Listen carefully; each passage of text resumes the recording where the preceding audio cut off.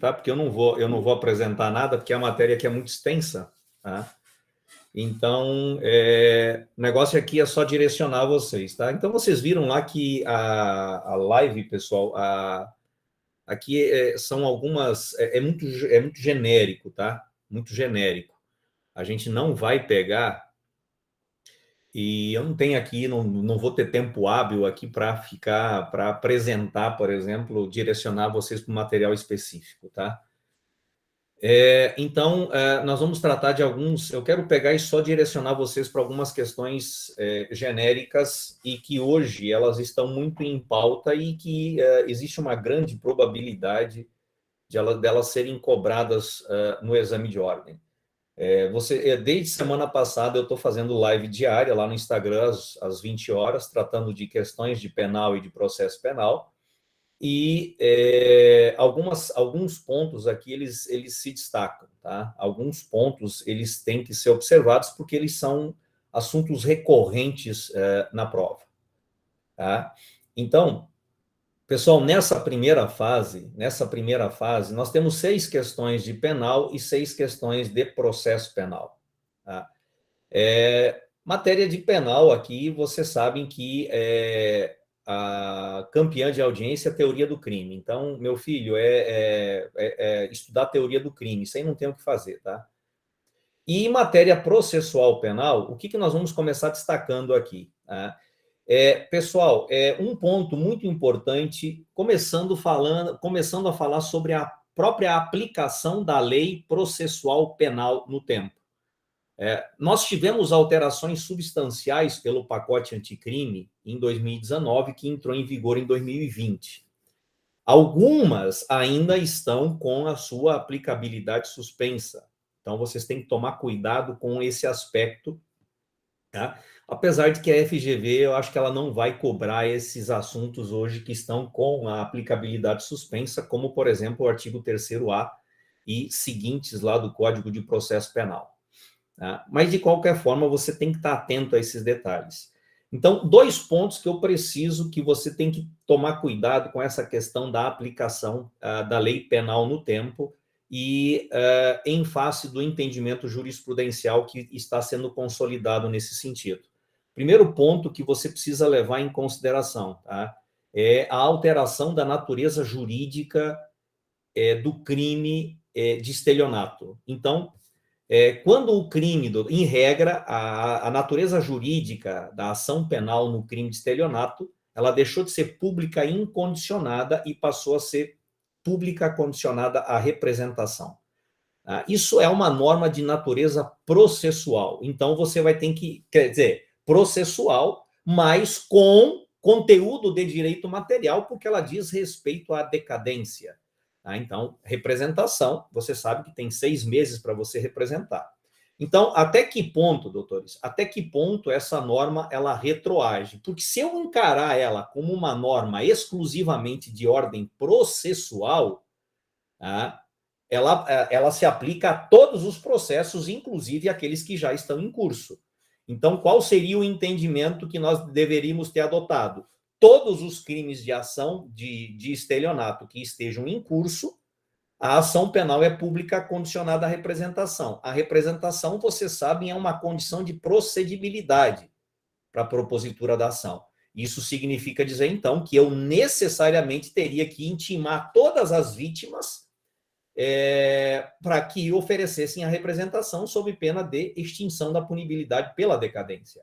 Bom, como o STJ e o próprio Supremo entenderam, essa norma não é uma norma processual pura, ela é uma norma processual mista.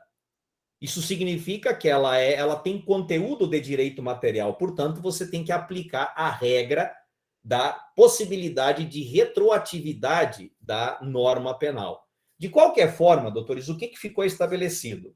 Que todos os processos envolvendo o crime de estelionato que já tivessem com o oferecimento da denúncia, o recebimento da denúncia seria um ato jurídico perfeito, portanto, não atingiria esses processos. Somente ela retroage para atingir somente aqueles crimes de estelionato em que ainda não havia o oferecimento da denúncia.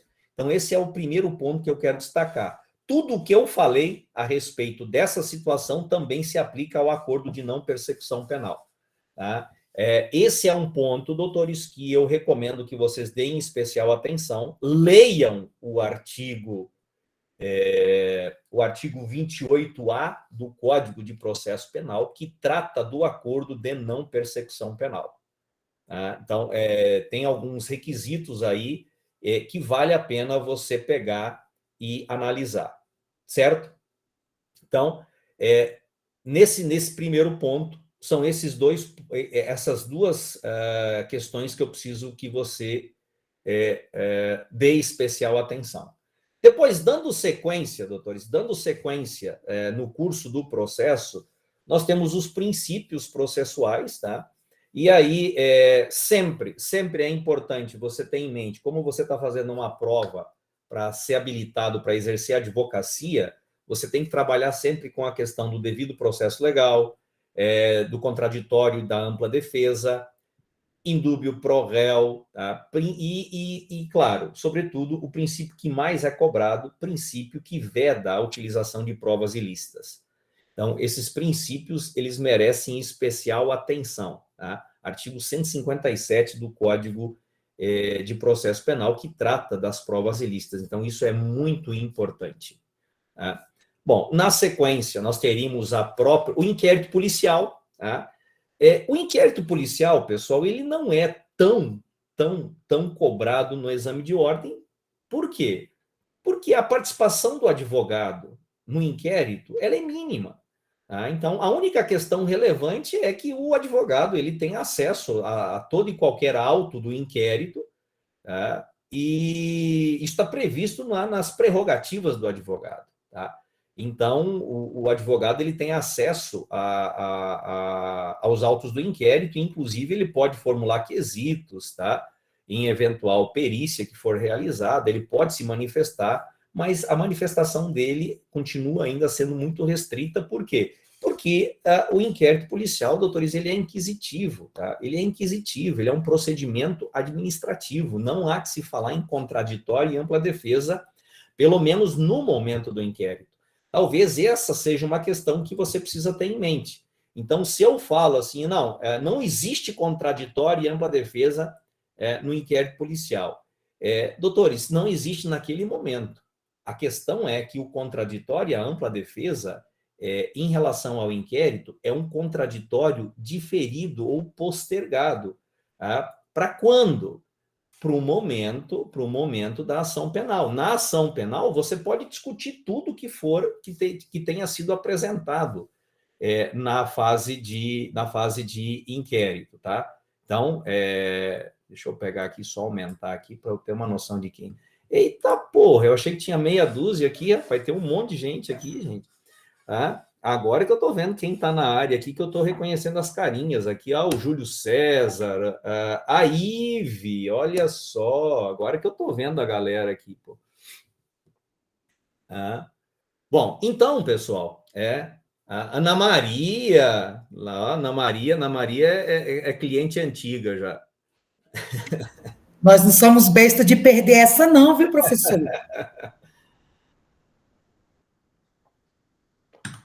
Tá. Então, pessoal, essas questões aí vocês precisam tomar cuidado, tá? Então, esses princípios sempre é bom, tá? Isso vale tanto para a primeira quanto para a segunda fase, tá? Isso vale sempre para a primeira e para a segunda fase. Apesar de que na segunda fase tem alguns pontos que são mais relevantes e que a gente tem que levar em consideração. Mas lembrem-se que nas questões do exame de ordem, pessoal, o examinador não pergunta conceito para você. Se você pegou e fez alguma questão, que eu espero, né, que você tenha feito, eu espero que você tenha feito questões de provas anteriores, tá? Já para estabelecer um padrão de resolução de questão objetiva. Se você não pega e não trabalha com questões anteriores, pessoal, a não ser que você seja um cara muito bom, tá? você não precisa disso. Mas, velho, se você não sabe como é que a banca pensa, pô, fica difícil, tá? Não vou nem dizer para você não gastar dinheiro com Uber no domingo, tá? Porque vale a pena a tentativa, né? Vai que você tem sorte. Agora, velho, não existe esse negócio de sorte sem preparação, pô. Tá? Entendam o seguinte, concurso público, prova de exame de ordem, ela tem uma conjugação de 2 fatores. A tua preparação, claro, mas você tem que contar com o fator sorte? Tem, pô, porque você não consegue estudar tudo. Não tem como. Tá? Então, às vezes, a questão da sorte ajuda quando cai aquilo que você deu mais ênfase. Olha que maravilha. Tá? Agora, você pegar e não pegar e fazer uma preparação, não entender a banca, não fazer questões anteriores, gente, aí é problema, tá? Muito bem. Então, seguindo essa questão dos princípios, depois teríamos o inquérito policial, que eu acho que não é uma matéria tão relevante. Atentem-se somente para a questão. Na verdade, tem 2 pontos que eu quero que você estude, que você revise para o inquérito. Prazos do inquérito e desarquivamento do inquérito, tá? Que é isso aí que vai acontecer. Tá? Então, prazos do inquérito, vocês sabem, né? Réu preso 15 dias, doutores réu solto 30 dias. Se for de competência da Justiça Federal, 15 dias e 30. Então, tem aquelas regrinhas dos prazos. Pelo pacote anticrime, que está nesse ponto da aplicabilidade suspensa, eu poderia prorrogar em caso de réu preso por mais 15 dias. Duvido que a banca pergunte isso. Agora, a questão do desarquivamento, esse sim você tem que saber, porque isso é importante para o advogado. Tá? Doutores, o inquérito policial pode ser desarquivado? Sim ou não? Tá? Pode ser desarquivado? Pode ou não? Pode. Depende de qual o motivo que determinou o arquivamento, não é? Se você tem dúvidas sobre arquivamento e desarquivamento, vai lá no meu canal no YouTube, tem um vídeo lá que mais simples do que aquilo não tem. Mas, doutores, presta atenção. Para eu pegar e desarquivar o inquérito policial, lembrando que delegado não arquiva inquérito policial em hipótese alguma, tá? Não existe, delegado, ele pega e ele tem que concluir o inquérito, essa é a função dele. Quem vai arquivar, quem promove o arquivamento é o Ministério Público. E aquela regra nova do artigo 28 está com aplicabilidade suspensa, então vale a regra antiga. O Ministério Público promove o arquivamento e o juiz arquiva. Pois bem, doutores, a questão é a seguinte: o arquivamento ele pode se dar basicamente por 4 motivos, tá? Por 4 motivos. Falta de provas da materialidade e indícios de autoria, tá? Nós tivemos a extinção da punibilidade ou o fato não constitui crime. Velho, se o inquérito foi arquivado por falta de provas, eu posso promover o desarquivamento dele? Posso, desde que tenham novas provas. Qual é a justificativa para isso, Jair? É que nessa situação, a decisão que arquiva o inquérito policial só faz coisa julgada formal. Agora, se o inquérito policial, doutores, for arquivado porque está extinta a punibilidade ou porque o fato não constitui crime, essa decisão de arquivamento faz coisa julgada material. Ou seja, meu filho, não tem mais como desarquivar. Tá? Então, se perguntado para você, pode desarquivar ou não, o que você vai analisar?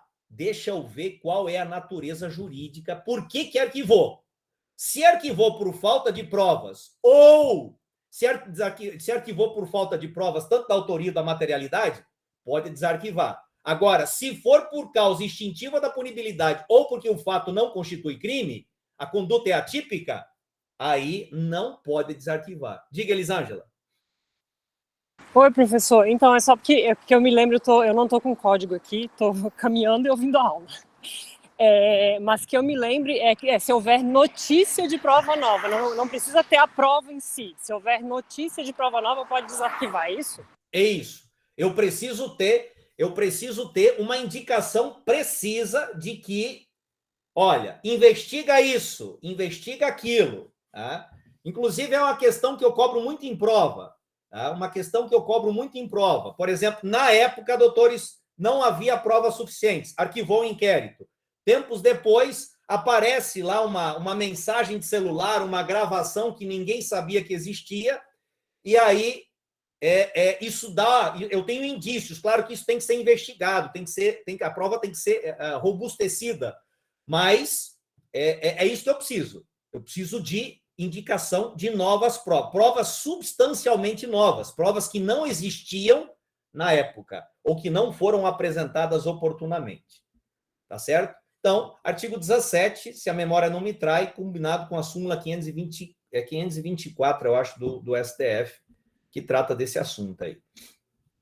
Ok? Então, esse é um ponto importante que, de repente, vale a pena vocês revisitarem. Depois, doutorização penal. Tá? Ação penal. Entendam lá a diferença entre ação penal pública e ação penal privada. Tá? Privada ação penal pública condicionada à representação e ação penal pública incondicionada. E aqui o ponto que eu destaco sempre, tá? Ponto que eu destaco sempre. Problema relacionado com violência doméstica, doutores. Tá? Existe uma cultura equivocada, arraigada na cabeça do aluno de que todo crime envolvendo Maria da Penha é pública incondicionada. Tira isso da sua cabeça, velho. Tira isso da sua cabeça. Não é. Não é. Tá? Crimes envolvendo violência doméstica seguem a sorte daquilo que determina o Código Penal. Então, o que eu tenho? O crime de ameaça. Doutores, crime de ameaça. Ação penal pública condicionada. Mas se eu ameaçar a mulher, continua sendo pública condicionada, velho. Crime de injúria. Crime de injúria. Ação penal privada. Mas e se eu injuriar a esposa? Continua sendo privada, velho. É isso que eu estou querendo te dizer. Então, para de pensar que todo crime envolvendo violência doméstica é de ação penal pública, de ação penal pública incondicionada. Não é. Não é. Se você pensar desse jeito, você vai tomar na tarraqueta, velho. Não tem jeito. Aí, o que acontece? Nós temos uma exceção que você tem que tomar cuidado, que trata da lesão corporal. Então, o Supremo entendeu que se for lesão corporal, ainda que de natureza leve, a ação penal será pública incondicionada. Aí não tem jeito. E isso, doutores, implica numa questão muito importante, tá? Envolvendo a violência doméstica. Tá? Então, pessoal, eu já estou pegando aqui, o negócio vem na cabeça, eu já estou falando como um todo aqui, tá? Para não deixar compartimentado. Então, o que acontece? Se o crime, doutores, se o crime for de natureza privada, cabem todos aqueles institutos. Eu posso renunciar, eu posso perdoar, existe a questão da perempção. Tá? Agora, se o crime for de ação penal pública condicionada à representação, eu posso renunciar ao meu direito de representação envolvendo violência doméstica? Posso, só que tem um detalhe, desde que seja numa ação especialmente designada com essa finalidade na presença do juiz, tá? Então, uma audiência na presença do juiz do promotor. Tá? Então, a mulher pode renunciar. E aí, o que acontece? Se a ação penal for pública incondicionada, ela não pode renunciar. Por quê? Ela não pode renunciar a um direito que não é dela, é do Ministério Público.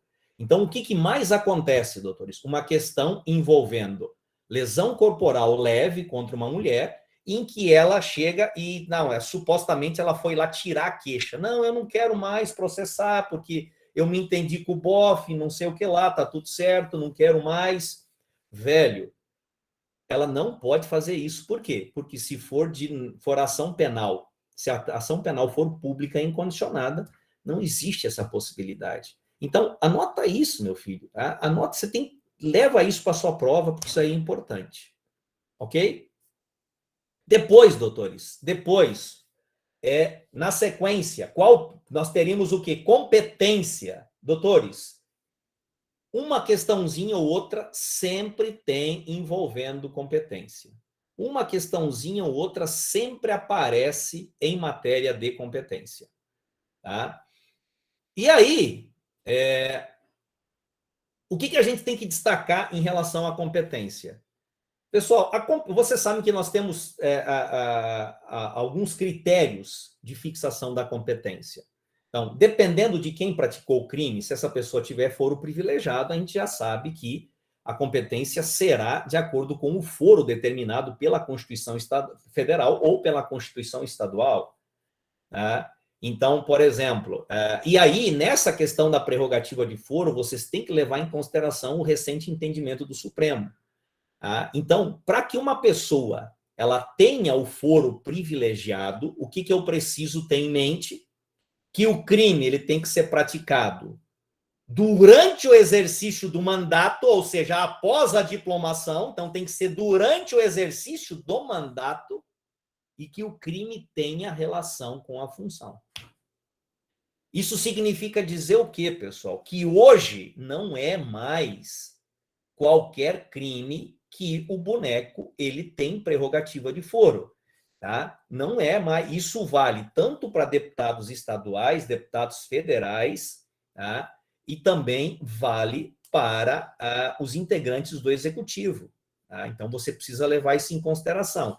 Então, por exemplo, doutores, um deputado federal, ele pegou e fez o quê? Ele agrediu a esposa. Vamos supor que ele tenha praticado uma lesão corporal, ou até mesmo tenha praticado um feminicídio. Ok? Meu filho, eu te pergunto, por mais que esse crime tenha ocorrido durante o exercício do mandato, eu te pergunto, ele vai ter foro privilegiado? Vai? Não, não vai. O que o feminicídio tem a ver com o exercício da função dele? Não tem porra nenhuma, velho. Não tem relação nenhuma. Então ele vai ser julgado por quem? Ele não tem prerrogativa de foro. Ele vai ser julgado por quem, doutores? Aí eu vou para a questão da competência em razão da matéria. Crimes dolosos contra a vida, consumados ou tentados, são julgados por quem? Pelo tribunal do júri. Pelo tribunal do júri. De onde? Da onde ocorreu o ato de execução, o crime, doutores. Tá certo? Então, a gente vai para a regra geral do artigo 70, que é o local onde ocorreu a consumação. Que no caso do júri, doutores, a gente sempre leva em consideração onde foram praticados os atos de execução. Tá certo? Entenderam o que eu falei? Então, agora, deixa eu aproveitar outro gancho aqui. Então, repetindo, para que o boneco tenha a prerrogativa de foro, o que eu preciso? Que o crime tenha sido cometido durante o exercício do mandato e que tenha relação com a função. Caso contrário, ele não tem prerrogativa de foro. Não tem prerrogativa de foro. Vai ser julgado pela vara comum. Tá? Muito bem. Nessa questão envolvendo a competência em razão da matéria, eu falei para vocês dos crimes dolosos contra a vida. Doutores, qual é a questão pega-ratão que é muito cobrada em prova? O crime de latrocínio. O crime de latrocínio. Doutores, um latrocínio, ele é julgado por quem? Por quem? Eu posso considerar o latrocínio como um crime doloso contra a vida? Nem a pau, Juvenal. Não posso. Crime de latrocínio, ele é um crime contra o patrimônio, velho. Lesão, o roubo seguido de morte, velho. Então, não há que se falar aqui, não há que se falar em crime doloso contra a vida. Então, ele vai ser julgado pela vara criminal comum, tá certo? Vara criminal comum. Pô, se o cara não tem prerrogativa de foro, a matéria é uma matéria comum, doutores. A matéria é uma matéria comum, tá? Lembrando que, nessa questão, em relação à matéria, o que é muito cobrado é competência da Justiça Federal e competência da Justiça Estadual. Tá? E aí, doutores, é muito fácil de você resolver isso. Tá?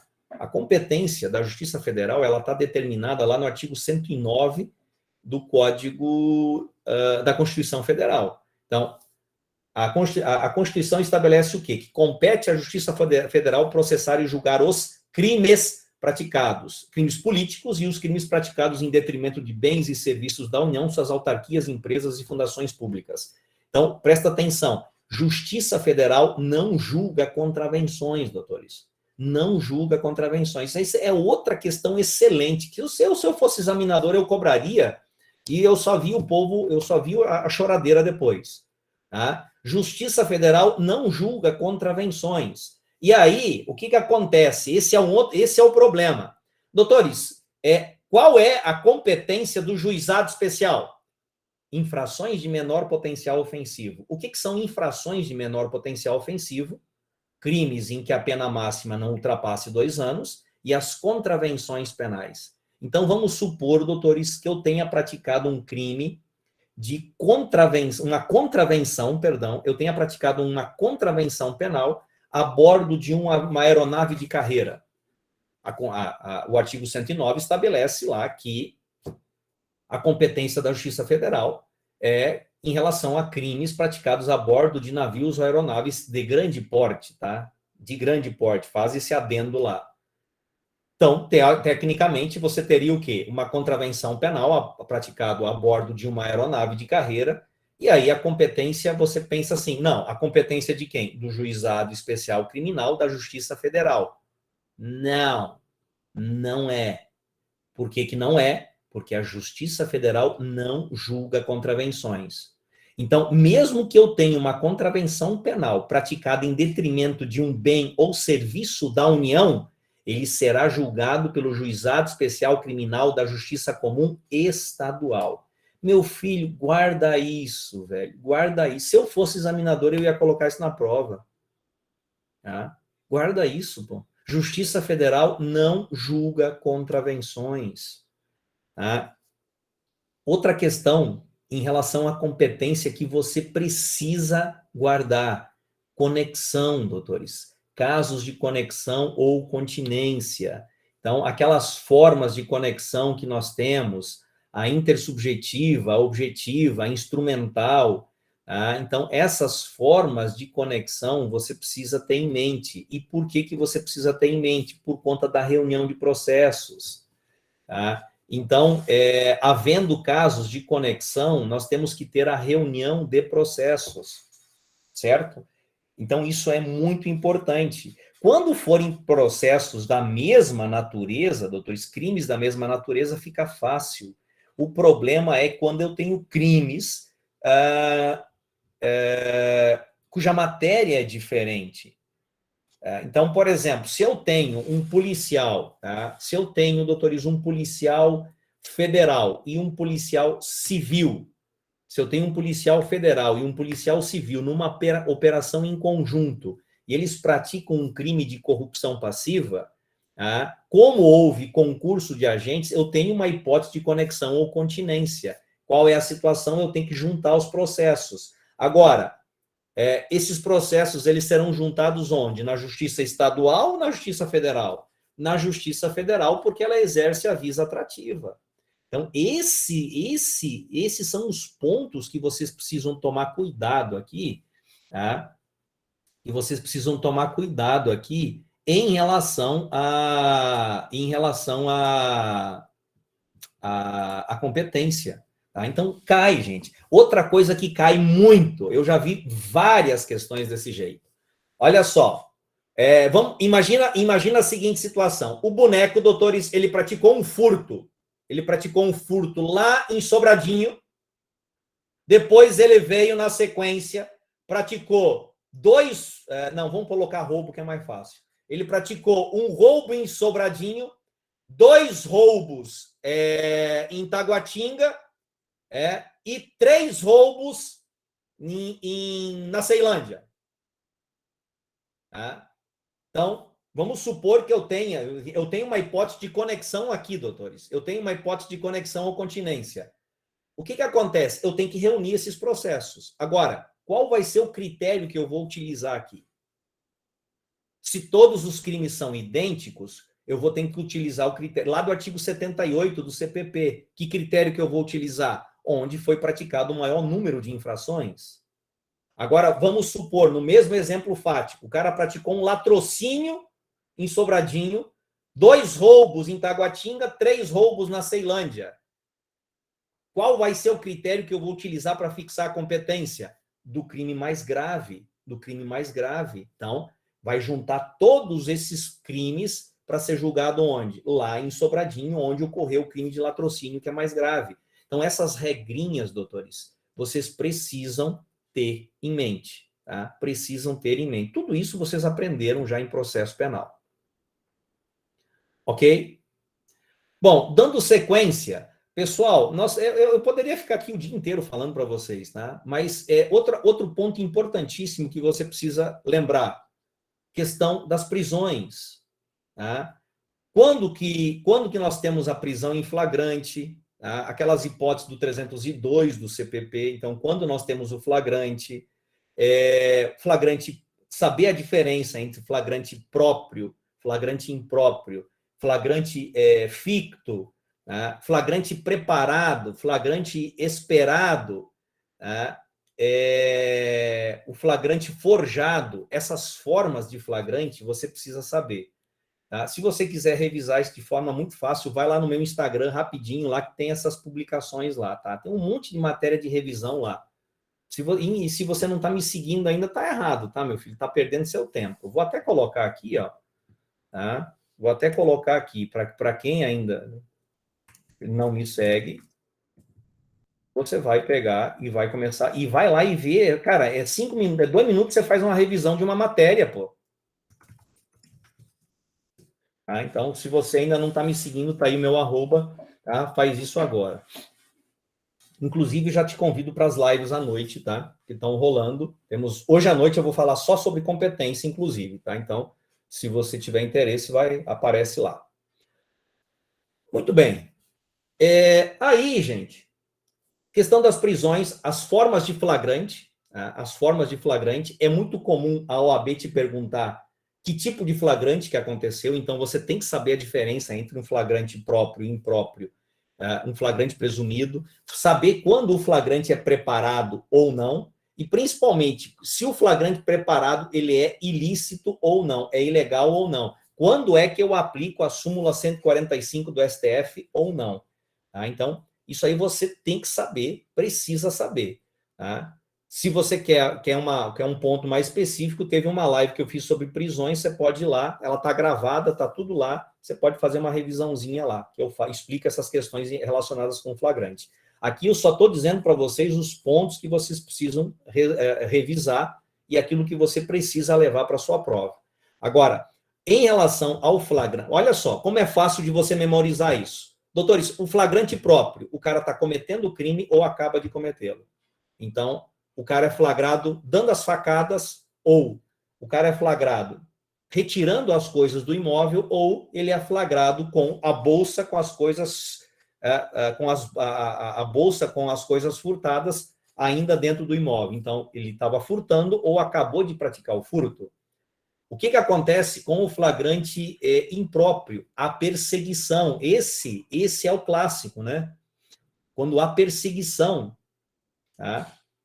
E aí, gente, aquela ideia também equivocada, arraigada na cultura do leigo, que ele precisa esperar 24 horas para fugir do flagrante. Gente, isso é uma mentira que alguém inventou e o povo acreditou. Isso não existe, não, tá? Desde que essa perseguição, essa atividade policial, ela seja feita de forma ininterrupta, tá? Pode durar dias, pode durar horas, pode durar dias, inclusive. Tá? Então, se liga nisso. E depois eu tenho o flagrante ficto, onde o boneco, doutores, ele é encontrado logo depois com objetos que façam presumir ser ele o autor do crime. Então, por exemplo, doutores, eu tenho aqui a Rainá pegou e denunciou lá, olha, roubaram o meu carro, tá? Furtaram o meu carro aqui, beleza, avisou a polícia, e aí, doutores, a polícia começa a fazer uma ronda lá em local inopinado, acha o carro da Rainá, tá? Acha o carro da Rainá, doutores. Ora, o boneco ele vai ser preso em flagrante? Vai, por quê? Porque ele foi preso logo depois com o objeto do crime, velho. Há uma presunção de que tenha sido ele o autor do furto, não necessariamente. Tá certo? Então, essas formas de flagrante vocês precisam saber.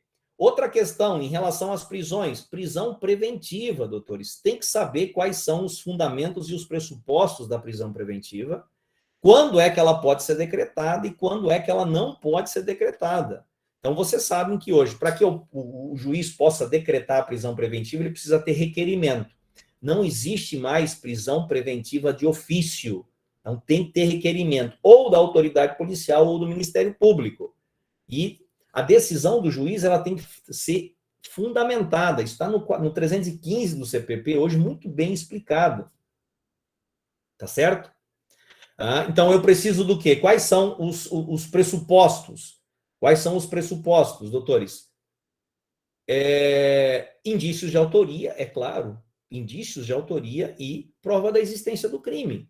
E eu preciso utilizar um dos 3 fundamentos: garantia da ordem pública e econômica, conveniência da instrução criminal e garantia de aplicação da lei penal. Basta isso, Jair? Não, não basta isso. Eu preciso ainda do quê? Eu preciso que o cidadão tenha um crime em que a pena máxima seja superior a 4 anos, porque até 4 anos dá um regime aberto, tá? Então eu não posso prender o cara, numa hipótese em que, se ele for condenado, o máximo que ele vai ter é um regime aberto. Agora, se ele for reincidente, eu posso prender ele preventivamente em qualquer situação, tá? E também naquelas hipóteses em que eu tenho a prisão preventiva decretada para garantir a aplicação das medidas protetivas de urgência. Tá? Então, essas são as situações mais comuns que eu tenho aqui em relação à prisão preventiva. Então, vocês têm que ter em mente os requisitos para que seja possível a decretação dessa prisão. Tá certo? Um ponto importante, doutores, um ponto importante é a lei 7960, que trata da prisão temporária. Doutores, essa lei é desse tamanho, então vale a pena você pegar também e marcar a lei 7960, porque ela estabelece os requisitos para que eu possa decretar a prisão temporária do boneco, doutores. Então, entendam o seguinte: a prisão temporária, ela tem uma duração muito efêmera.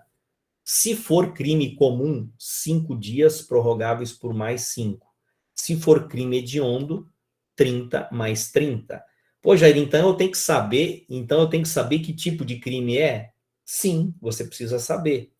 Aí uma outra pergunta que me fazem muito: a prisão temporária, ela pode ser decretada quando? Somente durante a fase de investigação. Prisão temporária só pode ser decretado durante a fase de investigação. Segundo, Jair, eu posso decretar a prisão temporária ou ela pode ser decretada em qualquer crime? Não. Existe um rol taxativo previsto no inciso 3 do artigo 1º da Lei 7960, que diz lá que tipo de crime a prisão temporária pode ser decretada. Então, essa aí é uma outra questão excelente para ser cobrada e que derruba a gente, tá, em prova. Tá?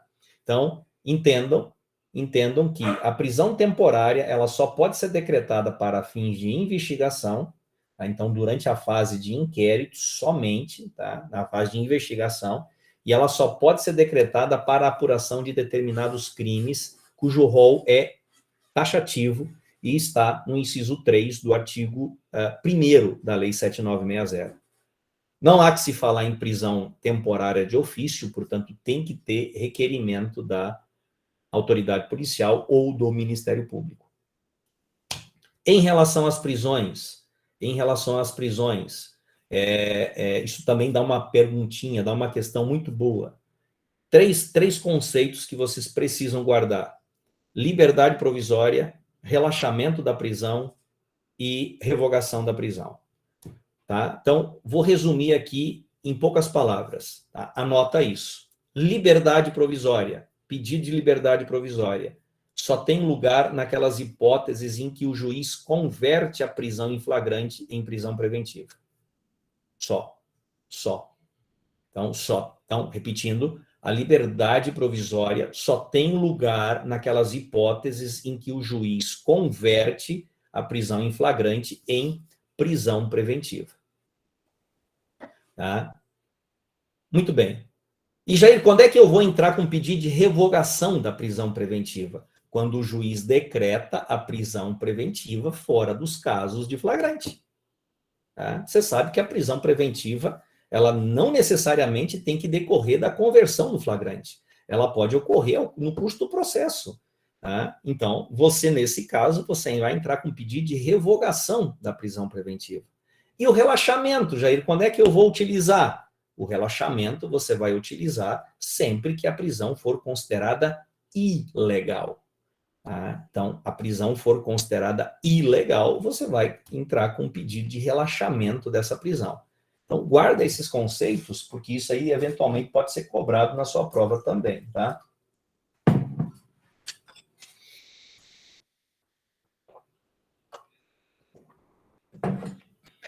Muito que bem. Bom, então falamos sobre prisões ou provas, né, meu filho? Prova, a gente não podia deixar de faltar, né? Não podia deixar de falar. Pessoal, hoje, quais são os assuntos que estão mais em evidência no que diz respeito a provas? Quais são os assuntos mais evidentes? Vamos lá. Lei 7960, Lei 9296, anotou aí? Lei 9296, que trata do quê? Da interceptação telefônica, tá? Da interceptação telefônica. Lei 9296, então essa lei é de leitura obrigatória. Se você ainda não leu, vai lá e leia. Tá? Então, Lei 9296, que trata da interceptação telefônica, principalmente no que diz respeito aos requisitos da interceptação. Tá? Quando é que eu posso pegar? Quando que eu preciso de reserva de jurisdição? Quando é que o juiz pode decretar essa prisão temporária, essa interceptação? Qual é o prazo? Se esse prazo pode ser prorrogado ou não? Então, necessariamente, doutores, essas questões elas precisam ser revistas. Então, resumindo, eu vou falar aqui em poucas palavras também. Doutores, eu tenho a interceptação telefônica, que é gênero, do qual eu tenho 3 espécies. A interceptação propriamente dita, a escuta e a gravação. A interceptação propriamente dita é aquela feita por terceira pessoa sem o conhecimento dos interlocutores. Significa, então, que o boneco está sendo gravado, mas ninguém sabe que está sendo gravado. É o que normalmente a polícia faz. Depois eu tenho a questão relacionada com a gravação telefônica. Perdão, a gravação não, a escuta telefônica. É aquela realizada por uma terceira pessoa com o conhecimento de um dos interlocutores. Essas duas primeiras, elas necessariamente precisam de autorização judicial. A gravação telefônica, que é aquela feita por um dos interlocutores sem o conhecimento do outro, ela é admitida como prova, doutores, sem autorização judicial, desde que não tenha sido obtida com abuso de confiança. Tá? Desde que não tenha sido obtida com abuso de confiança. Ok? Tá certo?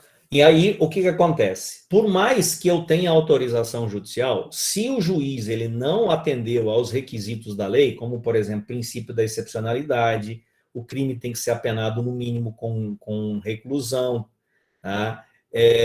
O prazo, não tiver prova, não tiver indício suficiente de autoria ou participação do crime.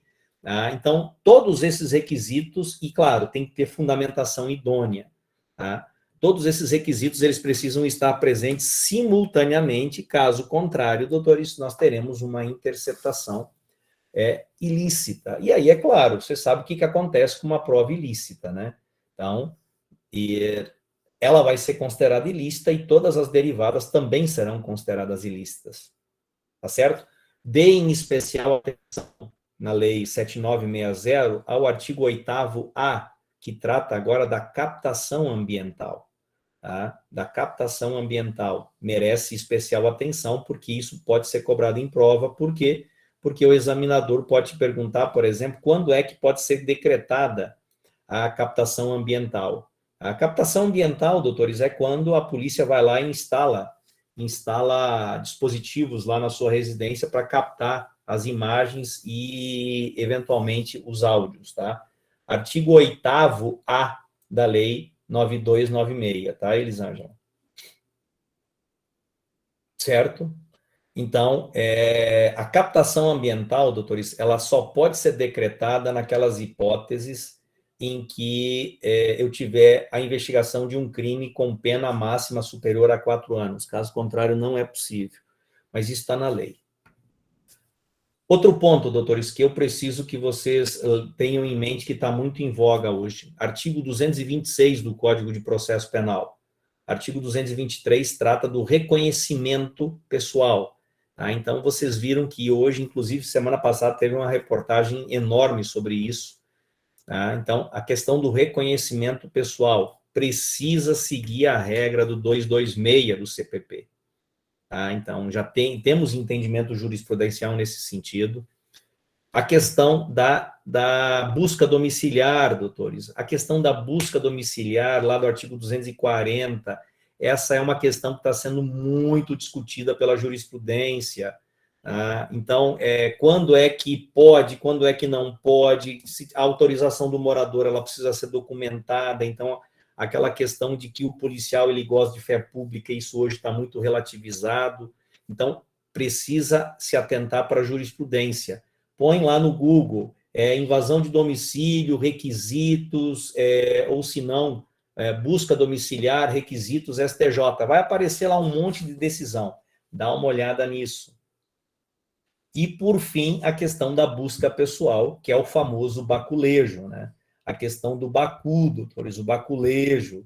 Tá? Veja só, para que eu possa fazer uma busca domiciliar, eu preciso o quê? De fundadas razões, tá? Fundadas razões. Exatamente, Everton. Para que eu possa fazer uma busca pessoal, eu preciso de fundadas suspeitas. E aí, qual foi a recente decisão do STJ? Essas fundadas suspeitas, elas não podem ser baseadas, por exemplo, no estereótipo, ou na aparência pessoal do boneco, ou no nervosismo do boneco. Então, por exemplo, eu chego lá para fazer um baculejo na Farid. Pô, meu filho, qualquer pessoa que tem uma abordagem policial, ela vai ficar nervosa, não vai? Isso é uma reação natural da pessoa. Eu, por exemplo, o cara chega assim, pô, vou te revistar. Pô, velho, eu vou ficar nervoso. Né? Então, a abordagem da polícia, por si só, ela gera um nervosismo em qualquer pessoa. Aí, o policial, a partir desse nervosismo, ela quer fazer o quê? A busca pessoal, porque está suspeitando dela por conta do nervosismo. O STJ diz que isso não é aceitável. Tá? Então, essas fundadas suspeitas, elas precisam estar baseadas em dados, em questões, em dados concretos. Porque, pessoal, existe uma ideia também equivocada de que a busca pessoal não precisa de mandado. E não é isso, pessoal. Não é isso que o Código de Processo Penal fala. O Código de Processo Penal fala que não será necessário mandado para a busca pessoal quando? Quando houver fundadas suspeitas de que o cidadão esteja portando arma proibida ou qualquer outro objeto que seja considerado corpo do delito. Então, significa que, numa situação fora desse contexto, eu preciso do quê? Eu preciso de mandado. Tá? Eu preciso de mandado. Então, o baculejo não pode ser feito de qualquer jeito, não, meu filho. O cara olha para a cara do boneco assim, diz, pô, tu tem cara de peba, velho. Pô, mão na parede aí que eu vou pegar e te revistar. Porra nenhuma, não é assim. É isso que o STJ está combatendo. E o povo faz um auê do caramba em cima disso, pessoal. E não é. Você tem... Só para te lembrar, tu tá indo fazer prova para advogado, tá? Então, advogado, ele faz o quê? Em regra, defende, né? Então, se tu for para a prova com essa tua cara essa tua capa do Batman aí, querendo fazer justiça de qualquer jeito, ó, o que vai acontecer? Tá? Então, meu filho, coloca na sua... Eu tô indo para defender. Então, você tem que encontrar um meio de defender. Depois, na hora que você tiver a carteirinha, você pode acusar do jeito que você quiser, mas agora não. Tá? Entenderam o que eu falei ou não? Beleza? Pessoal, eu poderia aqui falar ainda sobre inúmeros assuntos, mas a gente já está com 50 minutos aqui, eu já estou cansado, tá? Tá? Então, aqui, eu tive aqui muitos aí que foram meus alunos, tá? Foram meus alunos aí, e desde o começo da faculdade, né? Tem uns que foram no primeiro, no segundo, no terceiro, tem gente que já está formando, tem gente que fez estágio, tá? Então, tem gente que já está aí na boca para formar. Pessoal, olha só. Para quem vai fazer a prova no domingo, doutores, tá? Para quem for fazer a prova no domingo, tá? Pessoal, ó, vai com calma, tá? Entenda o seguinte: você está se preparando para esse evento, né? Que na verdade é a coroação do seu trabalho ao longo desses 5 anos, né? Então você tá indo para coroar o seu trabalho, então você sabe, tá? Muitas vezes o aluno ele reprova na primeira fase do exame de ordem porque ele vai para a prova como um gatinho. Ele olha para a FGV e já se sente diminuído. Não é assim, velho. Tá? Você tem que encarar essa dificuldade como um leão. Pô. Então chega na prova do domingo, chupa FGV. Tá? Porque eu sei, pô. Você estudou. Tá? Você se preparou, a não ser que você tenha turistado esses 5 anos, meu filho. Caiu, aí eu abandono você também, tá? Se você passou esses 5 anos turistando aí, vivendo no mundo e faz de conta, né? O professor faz de conta que ensina e você faz de conta que aprende, aí, meu filho, aí eu vou dizer que você é irrecuperável, pô. Tá? Mas se você pegou e fez o curso, estudou, fez as provas, tá? Com um mínimo de dedicação, meu filho, 40 questões estão garantidas. 40 questões estão garantidas. Tá certo?